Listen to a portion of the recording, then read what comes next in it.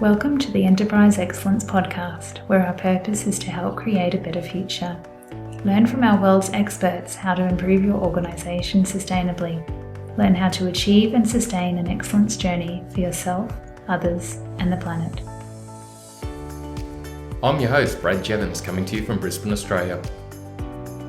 Welcome to episode 26 of the Enterprise Excellence Podcast. It is such a pleasure to have Mr Kostas Kefalakis on the show with us today.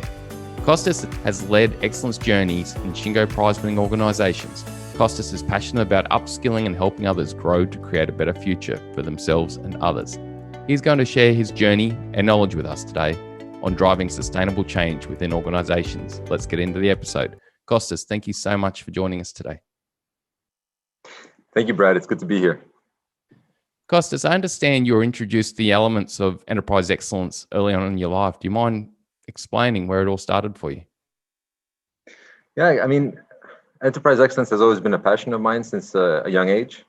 I guess you could say that, so the way I usually introduce myself is I usually say I'm Greek, but I've lived most of my life outside of Greece. And the reason for that is my father used to work for Procter & Gamble, so we moved quite a bit when I was young.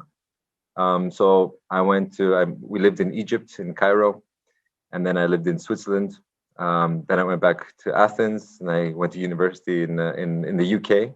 And I guess getting in contact with cultures from a young age, but also my father bringing the topic also at home regarding, working for big companies, always drove me into the direction of business and excellence.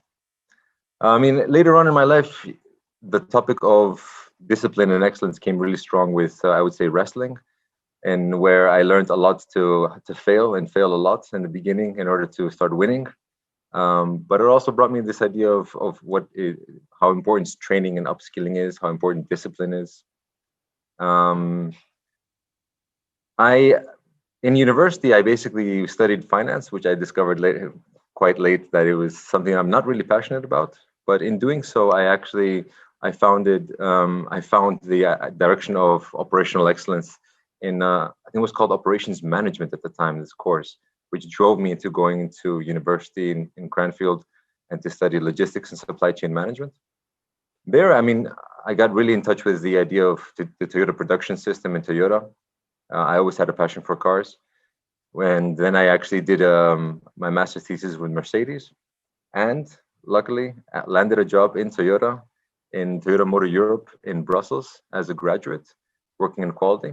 And that really brought me really close to the topic of excellence, obviously, right? So going into the mothership, let's say, was an unbelievable experience. Yeah, getting that chance to work in Toyota early on, that would set you on the path.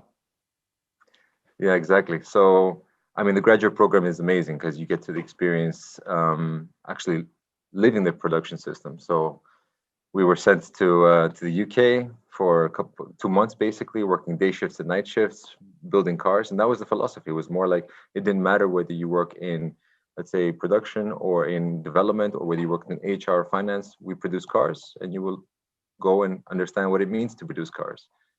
And so really living it and going through the experience of attack time and repetitive work and standard work, and how do we drive improvements. But also later on in the role that I had in Toyota was a lot of coaching by Japanese mentors, a lot of understanding how to simplify a lot of things. So, they talk about the A3, as the report. Yeah, that is very true. And you have to really bring it all down to an A3. And I very much remember my first A3. And somebody just said, "Okay, can you make a report in A3?" And I said, "Okay." So it was literally all text. It was nothing else but text. And I was like, okay. And then my Japanese mentor at the time said, make it more visual. And I was like, okay, then no words, just pictures. And he looks at the two, he says, combine. That was literally my first experience with an A3. So that's... It's amazing. And having them bring the visuality piece in early on in your coaching side too.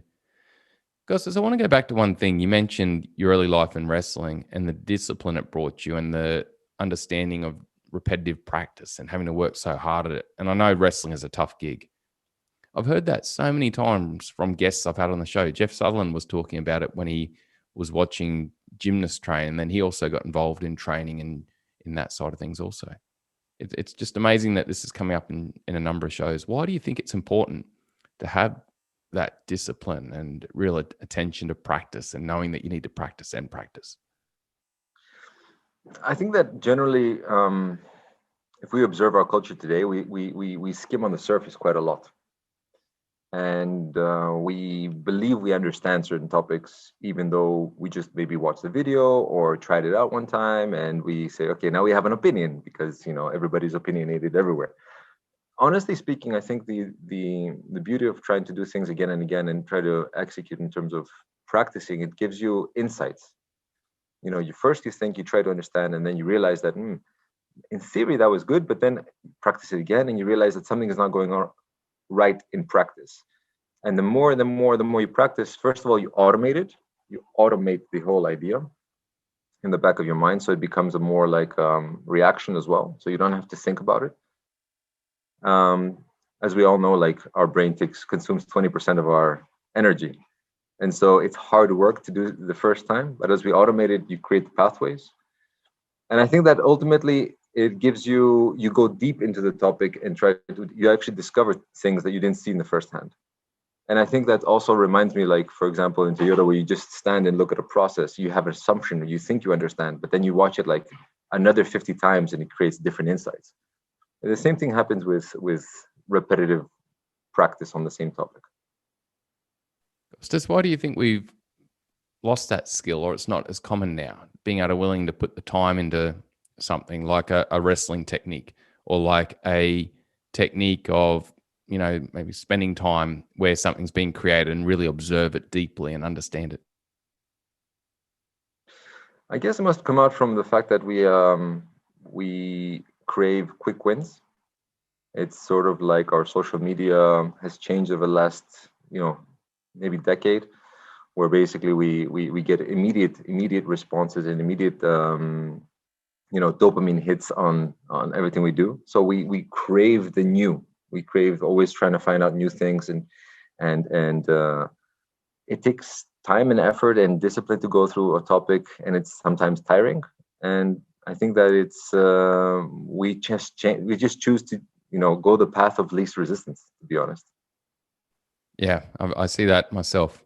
Kostas, I know you've led journeys and organizations where they've achieved Shingo prizes and real excellence, and you're doing the same again now at Hilti, leading it through. What do you think are the key elements to make the difference of actually having something sustained? People put the energy at it long enough to actually make it stick. Well, I guess initially for them to get involved and actually want to improve and transform, but then actually help it stick and sustain. I mean, I think that generally when we lean guys think about lean, we tend to go for academically correct in many cases. And I think if you look at it as a scale of being like academically correct for the book, the way Toyota wrote it and everything right now, and the other extreme would be probably do whatever it takes but drive change. I always try to hit it somewhere like towards the driving change part. I think it was one of the Japanese managers at one of the conferences of lean, and people going up and saying how they were driving lean in their organizations. And he came up and he says, forget about what everybody else said. Try to find lean for yourself. And I think that's quite important to, not scare off people with the lean lingo now you have this new wave of agile, so it feels like there's a new thing that's coming around. And because again, it's the new thing and it's shiny, we all chase that. But in order to get consistent, I would say excellence in your enterprise, you need to make it work for you. In other words, make it work with the language, and honestly speaking, excite people. You need to make it fun and exciting and engaging, and the least resistance that you're causing, and the more excitement and the more benefits, the more you'll have chances of success. Otherwise, increasing resistance will only create people, to look the other way and not really focus on what you want to help them do. Well, so there's 2 key points there I'm hearing, and this is quite unique. I haven't really covered this topic on the show before. You're saying, Kostas, really forget about lean, forget about agile, but really make the journey your own, and then make it exciting and make it fun to help engage people. I mean, the best thing is like if people don't even realize they're doing lean. Yes, you can show it's nice that you can show them other things, but it's much more let's say magical when they don't actually realize that they're doing it, right? I mean, I remember in my previous company where I was working in Vistaprint, we wanted to really create an engaging storyline. So we thought about, okay, let's make a sort of a cartoon character. But then we spoke to our communications team and they said, yeah, a cartoon character may not work actually in adults, but you know what adults love? Legos. So we built the whole storyline with like Lego characters, from we call them Tim Woods, and obviously, the 8 ways and all that stuff. But all our communication strategy was revolved around Legos and building posters and explaining to them sort of like in a fun and interactive way with games. I mean, all our training sessions have fun games, right? So you can teach lean with 3 tennis balls, which is amazing, right? So you can teach about teamwork and flow and ways and everything with just 3 tennis balls. So the good thing is that the more fun and interactive you make it and the less philosophical, the more people get engaged. But of course, it's speaking the language at the right level. When you're speaking to leaders, they're not thinking tennis balls and Lego. They're thinking, how do we impact the business? How do we engage the people on driving improvements? What are the right metrics? So you need to rather cater your language to the different levels as well. So you're really saying, Kostas, tailor to the persona or the culture you're dealing with at the time. And I guess that goes to the same as you're saying to make the journey your own, adapt the journey to the culture of your organization. Kostas, I got a story. I was talking to another company the other week and I was reflecting on when I was young working in a metalwork shop. And it was a tough, hot in Brisbane metalwork shop and I was 12 years old. And there was 2 things that the older manager, and he was quite tough, would say to me. He'd say, don't pick up something twice. And the other thing he used to say to me is, don't you wait around and don't have a machine waiting around. Figure out how things don't wait. Because and it's funny, he didn't know a thing about Toyota production systems or anything like that. He just knew an old adage, which is don't touch it twice and don't wait. That's absolutely right. That's a funny story. Exactly. That's exactly it. If people can speak the language and not really realize it, we're even talking about here, how do we bring a lean in sales? And we're actually integrating a lot of the concepts of shop floor management within their CRM system. And we're trying to do it in a way that they don't really realize that they're doing shop floor management in the classic lean techniques, let's say, but that they're living it as part of their sales process. So it's quite interesting that you can actually integrate those things.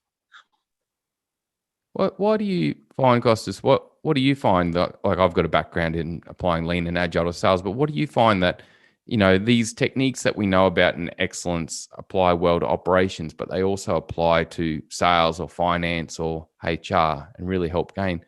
What is it that you feel makes them able to apply across the different elements of business? I mean, we're all working, trying to achieve something better, faster, cheaper. We're trying to get engaged. And at the same time, I mean, it's funny, you can apply this everywhere. Absolutely. In hospitals, you can see the patient as being, kind of like the product going through the process. And you don't want the guy to wait. And as a patient, you don't want to wait around. You don't want to go to the same doctor many, many, many times. You just want to get in and get out and, have the experience in order to, get better as fast as possible. HR is the same thing. When we're looking at hiring, it's exactly the same topic, exactly the same concept. What happens? The candidate is waiting for long periods of time and he gets frustrated, or that we don't have the right requirements in order to understand the kind of person that we want, or how does it play. I just did a transformation map exercise in Latin America in the finance teams, because the finance helps sales and helps parts of the organizations, and they have certain things that they need to do. In other words, what are the things we can automate? How can they add as a business partner? How can they support, and not, hold the business back? And they absolutely find a lot of lean elements that they can use because everybody has processes as well. In development, it's also quite interesting. We're doing hardware development here, and not only, but we also do software, but mainly hardware development. And agile coming from the software world, if you apply it one-to-one, you can really, drive the business in the wrong direction. Because, for example, in software, they're always thinking, okay, minimum viable product, release as fast as possible. You can't do that with hardware necessarily. But if you take the concepts and you translate them to what it means for hardware, in other words, it's not only about minimum viable product and releases, but more like sprints and how do we answer knowledge gaps with simulation, with prototyping, with going fast to the customer and just doing small tests, but not necessarily releasing in terms of selling the product. You can definitely apply it in the same way. And sales as well.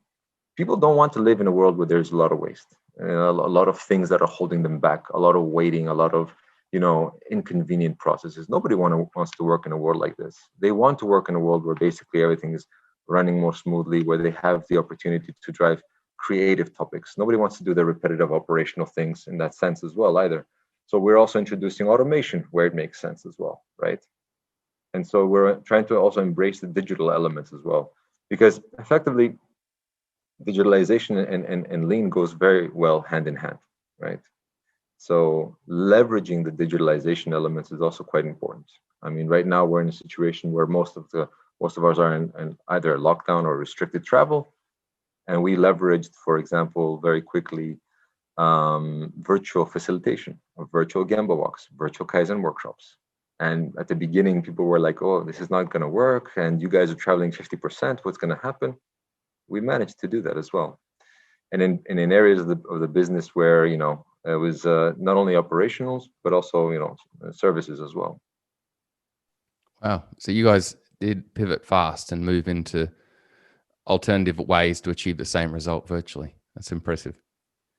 Kostas, you mentioned to me and on the show about, make it fun, make it engaging to help change happen.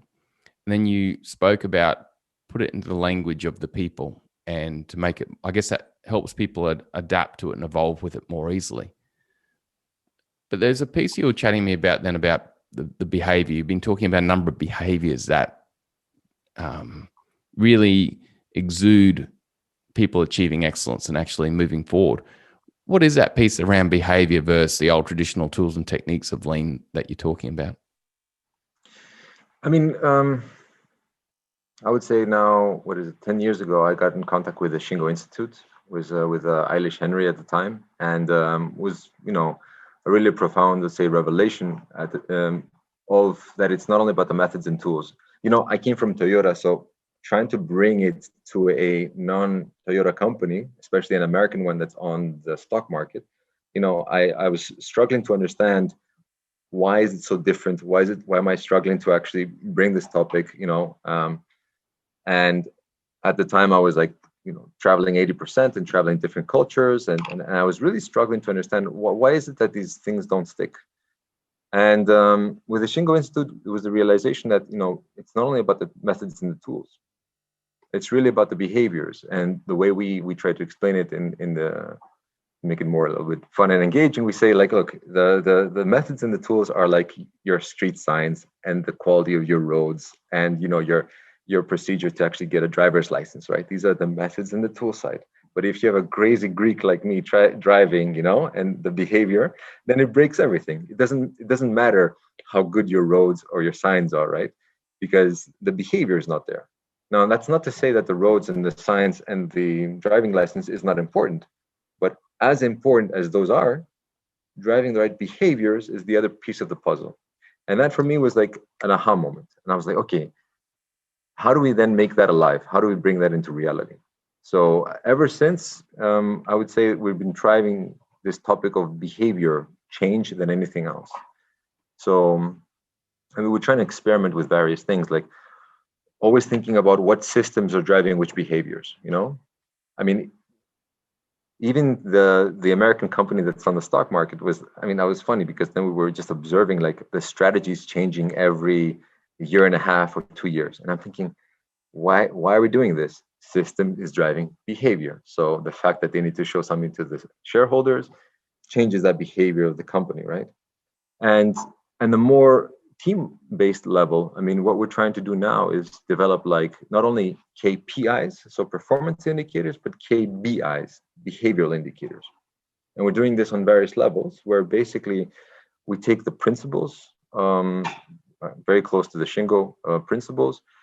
We even made it even simpler. We said, okay, there's principles that are aligning the organization, there are principles that are engaging the organization, and there are principles that are improving the organization. So keeping that at that level, align, engage, improve. What kind of behaviors, and let's keep it super simple, like maybe 2 per each. So let's have maximum 6 behaviors. Do we want as a team to live? And then we make the teams actually define certain behaviors. And periodically, whether that is, bi-weekly or monthly, then they review and they say, well, actually, did we leave these? Did we actually live these behaviors or not? And now we're driving this topic, more and more and more and more and integrated on the things that we're doing. For example, we're running it now with the plant directors team. And we said, okay, if we want to drive this topic forward, we need to actually start with you. And that was, we're very lucky that the head of manufacturing was actually quite open. We ran a workshop, they developed their own behaviors, and now they're reviewing them monthly. And, it's a part of the sort of, retrospective or the feedback to actually see how they can improve further and further. In addition, we're also driving it with teams that are trying to drive agile. And we're actually saying we're not agile coaches in that sense, that we're not the perfect masters of the methods, but we know behaviors. So let's help you drive the behavior part. So they have, and then we get the observation, like where some teams are driving, different types of behaviors with new methods and tools. And now we're coming in and say, okay, let's just have a moment that we come together. And in your retrospective, you don't only review the project and the deliverables of the project and how the sprint went, but let's take an opportunity now to integrate behaviors as well into the sprint. I actually took part in the Scrum at Scale course with Jeff Sutherland, and I was saying that we're trying out these things, and he seemed quite curious to see how it actually works out. And to be honest, I think it's really amazing what you can actually start to get as a momentum. Now we're also revamping our continuous improvement system, and again, it's not about. We realized, we can simplify it. We can even make it digital. We can make everything so simple. We can make it visual. But if you're not driving certain behaviors, it's just a nice system with a simple, idea card. Maybe it's digital, so you don't have to, do double work. But at the end of the day, your number of ideas or improvements doesn't shift. So we said, okay, that's good. That's the basics, but we need to add this element of, hey, what do we want? What kind of behaviors do we want to drive as a team at the team level? So now we're having it running it from the highest level, let's say, with the plant directors. We're having it, running also with the teams, and step by step, we're integrating more and more teams on this idea of what kind of behaviors do we want? And then if they're not driving the right behaviors, start doing like a basic problem solving analysis to say, well, why aren't we driving these behaviors? Is it because our KPI systems, or is it because our meeting structures, or is it because we're firefighting all the time, or is our problem solving is not strong enough? So it opens up a door or an opportunity of discussing different things, not just the classic performance indicators. Yeah, that's powerful. And Kostas, I can see the connection of it all, right back to you mentioning about your early days in wrestling, that practice and, really the discipline to it, but then going on to getting change in an organization where you need people to practice. What do you need them to practice? You need them to practice behaviors. But also the fact that you're saying, typically even at an executive level, there's like 4 to 6 behaviors that will actually, if we can nail that, it'll shift the company dramatically. Like I find that too myself. It's not a heap of behaviors, is it, that you can focus on to actually create a dramatic shift? That's correct.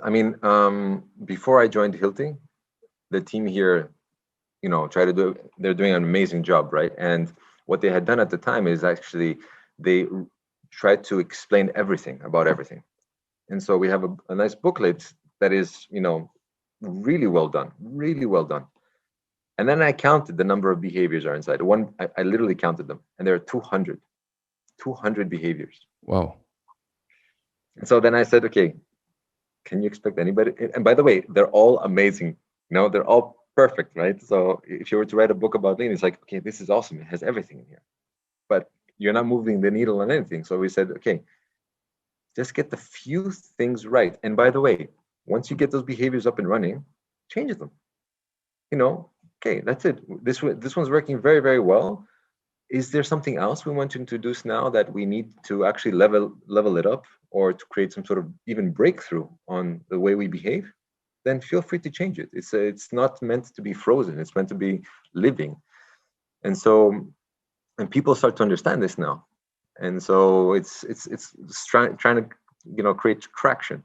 And it's funny because a lot of, and this is like the discussion I've also had with Peter Hines from the Shingo Institute, is like, we're part of this enterprise excellence sort of it's called consortium of different companies that he brings together, and they share best practices. This network, right? And the reason I'm part of this network was because I told Peter straight. I said, I've been to so many of these lean, or enterprise excellence, operational excellence, agile, however we call it, what's it called, gatherings of different companies, and everybody's talking about tools, and everybody's talking about methods. And literally in the whole event that I go to, it's one or two companies that are asking the behavior question, and everybody's looking at them as if they're aliens. And last time this happened to me, and I was like, am I the only one? And then the guy from Danaher is like, you got it. Behaviors, that's the way to go. And I'm thinking, man, you're the only person in this room. Everybody else saying, my 5S, my lean assessment score is about 80 or 90%. No. And then you ask them, okay, so how many ideas are you getting per person per year? Or what kind of engagement are you driving in the company? Oh yeah, well, okay. So let's stop talking about the methods. Let's stop talking about how perfect your value stream mapping tool is. It doesn't matter. Really doesn't matter. So bring it down, make it simple, make it approachable, live simply, even if it's 3 behaviors, just make sure you're living them correctly, consistently, and then we can introduce something new. So without mastering the basics of behaviors, where all of a sudden we have this huge library of like 1,500 different techniques, with all these Kanban systems and how to do it doesn't matter. Keeping it simple, I think, was one of the things that I probably learned a lot in Toyota. Super simple stuff. And yes, they're quite advanced, but they have the fundamentals, to the bone. Because the guy who gives the Toyota production system training to newbies is not some sort of lean guru that comes in from the OMDD team. It's the guy from the shop floor. He's one of the team leaders or one of the group managers. Actually, it's a team leader that does. And he knows it. And he knows the basics.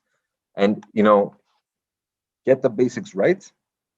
90% of your problems can be solved with the basics. And then you can have like an expert team to help you break through, a different level of performance, which, okay, if you don't have the basics, don't try to break through. And that's another thing that we realized with the sort of the Shingo Institute. There's like sort of phases that you go through in a company, right? And there's like stability. You need to get if you go in a company, you see the performance like that, get the basics right, get your standard work in place, get the super simple things to stabilize your performance, then start making your basic improvements that will give you a big jump anyways. And then you can talk about more advanced things like, I don't know, Hoshin Kanri or whatever we want to call it, where we want to really break through the performance, right? So Kostas, what you're saying is, depending on where you're at on your journey, your behaviors may change what you're focused on. Like I'm hearing you say, if you're at that basic level where quality's out of control, there's a lot of chaos, firefighting, you might focus on 1 or 2 behaviors there to get control. And then as you shift along, it could change. Like hopefully those behaviors you're focused on become habit, I guess, from what you're saying. And then you can go forward to the more advanced. Absolutely. That's definitely correct. But that requires us to practice and to not jump to the shiny stuff so quick. Yeah, that's the thing about it's hard to get the basics right. And I took part in another. There's a university here, ETH, and there's a great professor there, Professor Netland, and he did a study, I think in Volvo, across 60 or 70 plants. And one of the things that he came back with was, no matter which phase you're at your journey, and let's say it's these 3 general phases, you always need to put energy into the system. right? You always need to put energy into the system. So it's not as if you reach a point where it magically just happens by itself. And I tell you also, Toyota also put a lot, always, continues to put a lot of energy into getting continuously the basics right as well, right? So it's not as if it comes for free. I don't think it necessarily becomes becomes a habit to people, yes, but because people always change roles and you always have new people, you always have to put energy to get them back into understanding the basics again. So it eventually becomes a habit, but because those people change, Yeah, you need that system of learning working all the time. So Costa says those three key elements we've spoken about today. There's the element of make it fun, use the language and culture of the organization and apply it in that way to suit the organization. And then the other part you've spoken about is focus on the few key behaviors at a time, depending on where you're at, not necessarily tools and techniques. Focus on the behaviors that will help you achieve the results there. Because what advice would you give to someone just starting a journey? Someone just going into a business improvement role, or a leader just joining a company that's early on in their journey. Where would you tell them to start? What advice would you give them? I would probably say understand the business, understand how the business works, what the fundamental structures are, like who are the basic customers, from a customer perspective, how the business works, and moving it backwards. Understand the needs of the people. Understand, for example, go to the shop floor, go to the Gemba, wherever that is. Understand engagement scores if you have it. Understand metrics as well. So in my mind, I always think about, it's like value to the customer, to the employee, to the company, and then to society, right? The sort of environmental, and not only environmental, but society is at larger as well. So I always think about these 4 areas. But I would say don't jump into solutions or conclusions very quickly on. I would say spend a little bit of time understanding the situation. Spend a little bit of time understanding if topics like lean or whatever have been burnt in the past, because that's sometimes the case. Understand what are the real needs. How do we unleash people's superpower, right? That's the idea. How do we get people to get engaged? How do you create it fun? And maybe you walk into a culture that's already fun. I remember in the previous company I worked for, is like they had this sort of startup culture, and there were highly intelligent people with this fun element, but they were growing lots. And then at some point there was a decision from the CEO to bring in these experienced guys from completely different cultures, and bring in their grown-up company sort of philosophy in. And honestly, that didn't go down so well, because basically, there was a huge culture clash, because this was more like a very colorful, very fun and interactive world. And then all of a sudden, these guys are more like, I would say, bureaucratic, more traditional, more hierarchical, and there's a huge culture clash. And so when I was there and I was coming from Toyota, and it was like, how do I make this work for them, right? How do I make it really, inspired, that it resonates, and it's not this automotive guy from a Toyota coming in. It's more like, look, no matter what I did, that's the past. I'm trying to learn, and my purpose here is to, help you, or support you into reaching levels of excellence that you can achieve, but maybe you're not achieving today. So, and I would say also humility is a key part. Humbleness. Again, it depends on the company you go for, because other companies prefer loud, speaking rather than humble people. But I would say a lot of people appreciate humility, especially if you have a strong sort of background and you have a really high position coming into, and for example, go to the Gemba and produce things with them is an awesome thing to do. It's really fantastic. And people say, okay, wow. Or in Hilti, we are very much encouraged, for example, to go on field rides to understand the sales process and the customers and what we do. That's highly important, to really get a feel for it for yourself, and then start connecting the dots and actually seeing it as well at a sort of like higher level. And another thing I would say would be, there are different levers of change. It's very interesting. You just Google this stuff. It's just I think it's called the change matrix or something, and it gives you. It says leadership plus vision plus a strategy or roadmap plus engagement plus first wins equals sustainable change, something like that. Don't remember exactly. And then underneath it tells you the kind of phenomena that you would have if one of these elements is missing. If you don't have leadership support, then you get confusion. If you don't have a strategy, if you don't have the right skills, for example, you have frustration. So just know that it is very much in that sense a sort of equation. And I like what I heard once from Danaher, I have to admit. He says there are 4 types of people in the company. There are leaders, and I'm not talking about leaders from a hierarchy, but those who are willing to lead the change with you. There are tourists. There are people that are saying, okay, I'll go anywhere you want. I'll get on the bus, I'll take the pictures, There are prisoners. Okay, I'm just here because my manager told me to be here, and I don't know why I'm here. Prisoners, the classic, and everybody's experienced this at some point in their lives.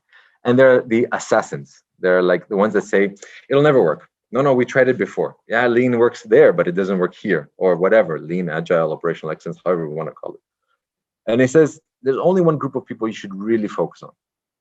And those are the ones who are willing to lead the change with you. And many times we are distracted from the people who are trying to tell us otherwise, or trying to convince the prisoners why it's amazing, this training. But honestly speaking, it says focus your energy, because you have a finite amount, on those who are willing to change, to lead the change. And then the tourists become leaders, the prisoners may become tourists.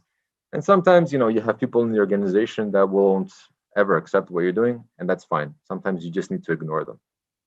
So few basic techniques of understanding the business, showing empathy, understanding the levers of change, getting leadership buy-in, I would say, would be one of the highest priorities also, because we know that a lot of people want the change, but tend to not want to change with you as leaders. We have this saying, we say people that want to take a shower but don't want to get wet. So it's good, really good, if you can get leaders on board with you, and you can speak the language to get them engaged. If you can intertwine the operational excellence part within the strategy of the business, then they're going to lead it with you. The techniques that I would suggest to somebody who's starting, especially in organizations and leaders who are quite strong and opinionated, I would say the best strategy is co-create. Co-create is one of the best strategies, because then it becomes their own strategy.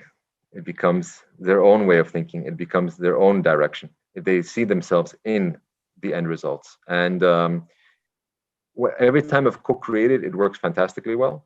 And every time I've gone and said, this is sort of like the direction I believe you should take, there's a huge reaction. So it's just the same thing. Yeah. You go to Kaizen workshops, and if you, as a facilitator, try to tell, like, for example, the operators what to do, they will say, nope, you don't understand my business. So all you're doing is you're facilitating a process. That's what you call the facilitator, right? And I've been in Kaizens where they're always coming like this. And at the end, they absolutely love it, because you gave them the freedom, you gave them the basic direction, you gave them some techniques, fine, but you appreciated and you respected their opinion. Exactly the same thing happens with leaders. They want to be heard. They want to have a say. They want to co-create. They don't want to be told. Many cases, strong opinionated leaders. But if you co-create with them, it's fantastic, the results. They will defend it with you. They will go the extra mile with you. And then if you have the leadership support, then it's much, much easier. Whereas if you don't have it, Yeah, that's powerful. Thanks for that, Kostas. I totally agree with you on that co-creation too.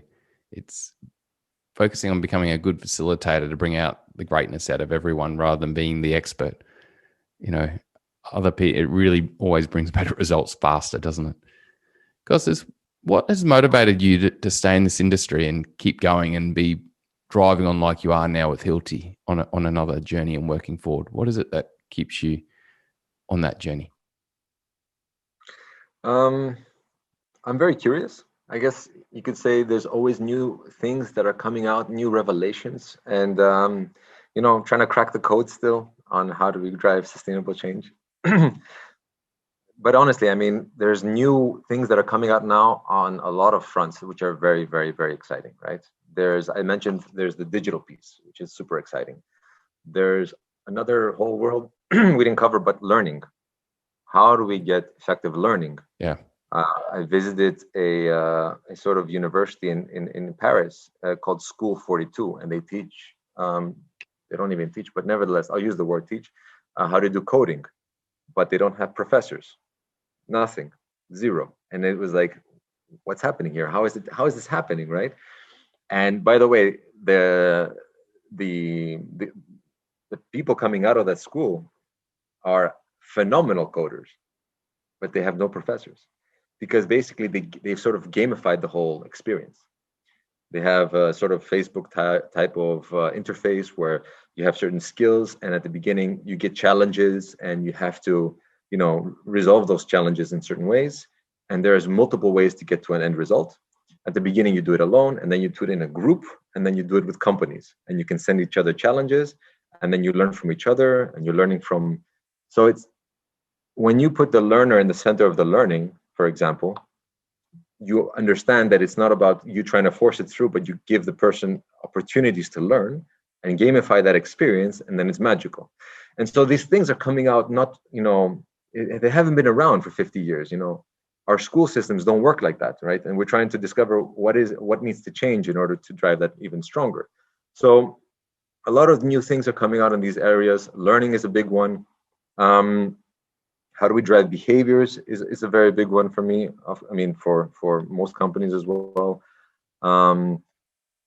So I'm always intrigued with the area of how do we become better? How do we, I guess you said, we said it earlier, how do we unleash people's creativity and superpowers? How do we drive happiness and also a sense of fulfillment is also very close to me. I'm Greek, so philosophy comes very close to me,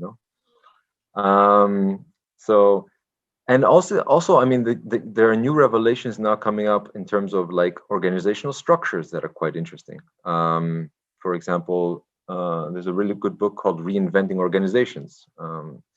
And how we went from a world where it was more like, very hierarchical, very mechanistic. Then we went slowly into more this family-oriented type of environment, and how it's very much evolving towards being a sort of like self-organizing teams, like an organism, right? Without a lot of hierarchy, without a lot of back offices. That's very interesting. And if you look at different sort of like, thought leaders in the area, including Jeff Sutherland, actually they're all talking about the same thing, right?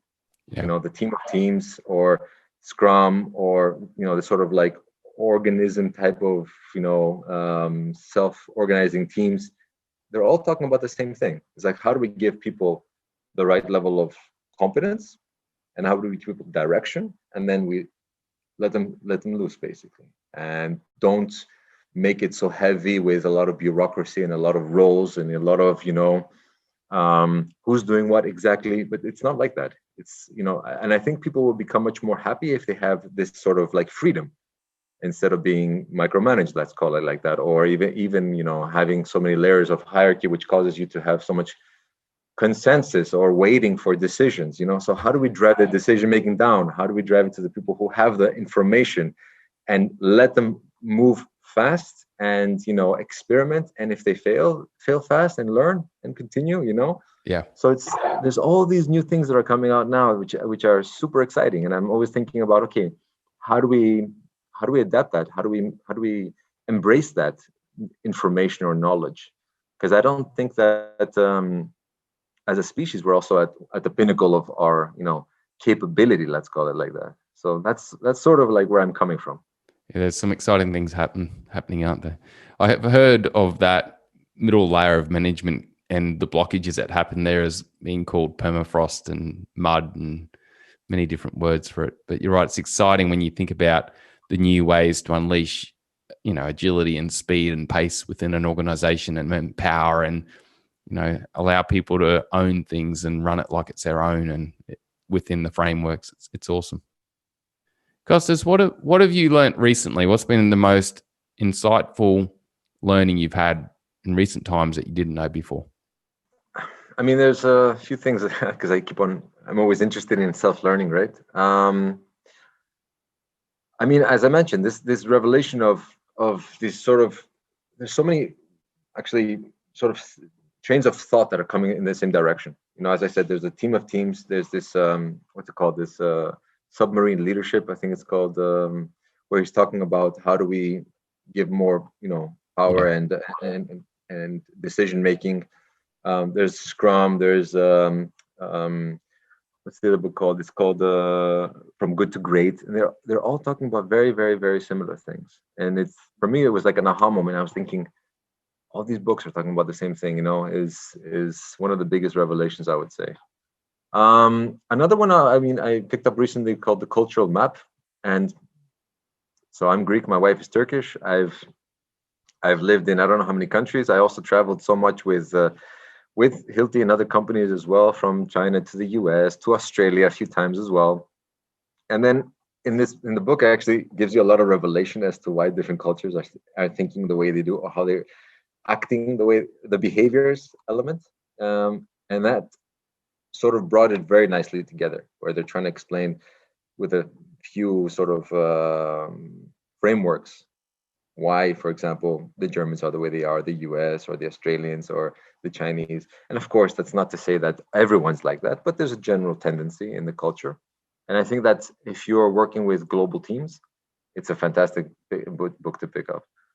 I mean, apart from the book side, honestly, this topic about behaviors, and the first time we ran sort of like these workshops, and the sort of reaction and positive reaction we got, and the buy-in, it's really incredible to see.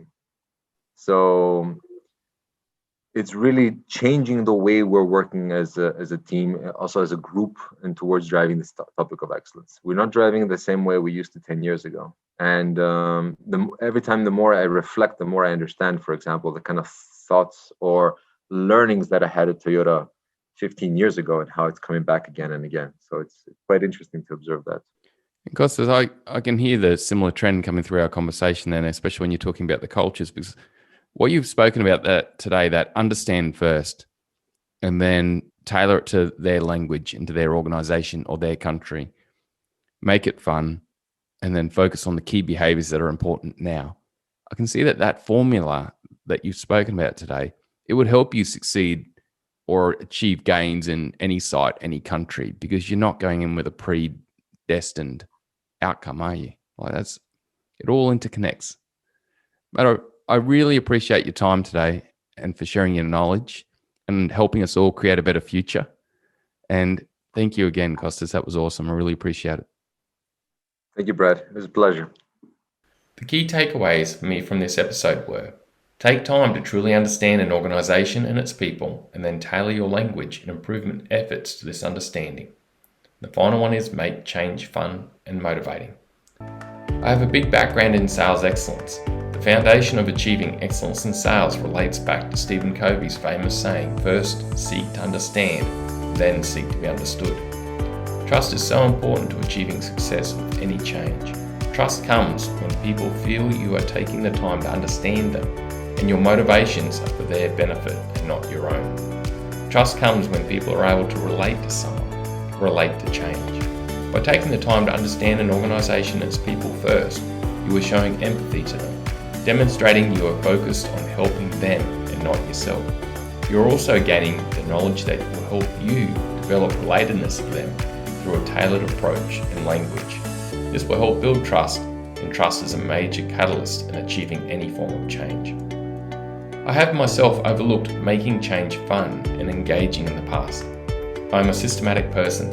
I have focused on going through the steps rather than making the steps fun and celebrating success.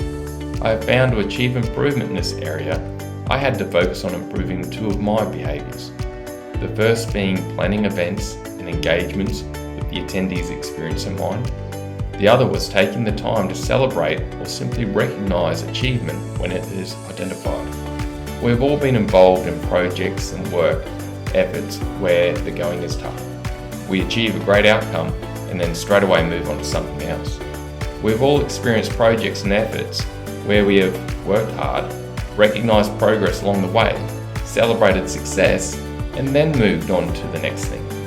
Sometimes it is our lack of making progress transparent, visual, that stops us recognising it. In other cases, we don't have an inspection approach to stop, look at the progress, and allow us to celebrate or recognise. As humans, we are all more likely to move towards things we find fun and exciting than things we find laborious and boring. Thanks again, Kostas, for a great episode. Bye for now.